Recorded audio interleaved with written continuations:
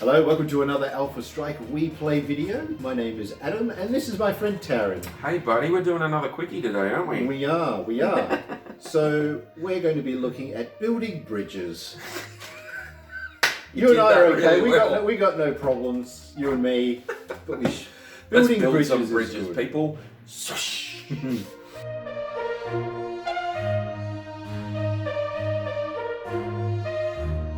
Okay, so you can actually mount a system onto a mech or a support vehicle which allows you to lay a bridge down in a hex, which is pretty handy. Which is pretty handy. If you want to see something that it would look like, then look up bridge layer on Google. You'll find those tanks that have the thing that goes down. Yeah.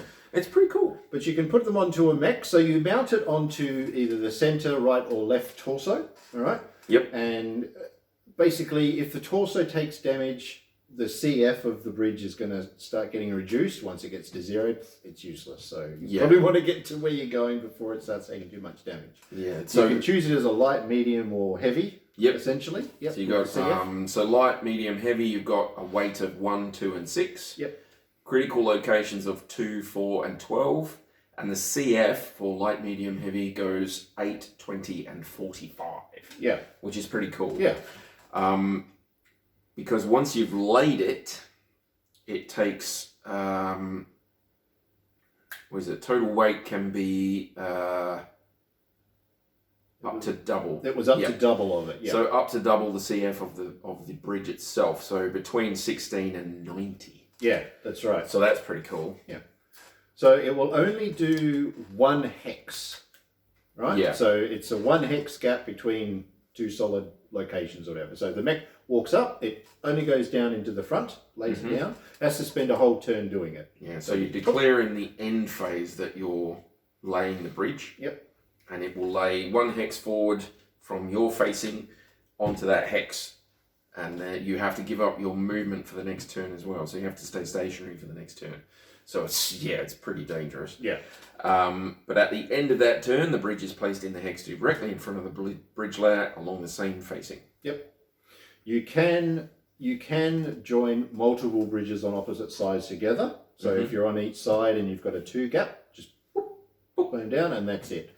And that's really handy because it has flotation things on it as well. So if you're going over water, it'll do that too. And it's really handy if you've got a combined arms unit that you're fielding. So you've got track techs and wheeled vehicles. You've got conventional infantry that aren't jump capable.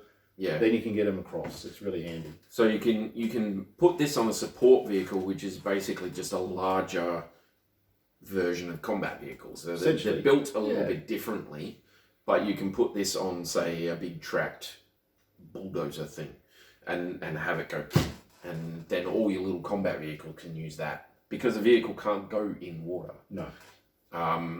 So the tracked and wheeled vehicles will be able to use this to get across the rivers and things like that. Yeah. It'd have to be fairly specific conditions for it to be useful for a mech, but you never know. It's still pretty cool. Yeah. And you can technically just use it to bridge a gap. It doesn't have to be across water. You can just use it to bridge a gap. If there's a huge canyon type map that you want to go across a canyon, you can do that. You can't have more than 1 level difference between the 2 hexes you're joining though. Yeah. But yeah. But still very handy. I think that's cool. It's pretty groovy. I like it.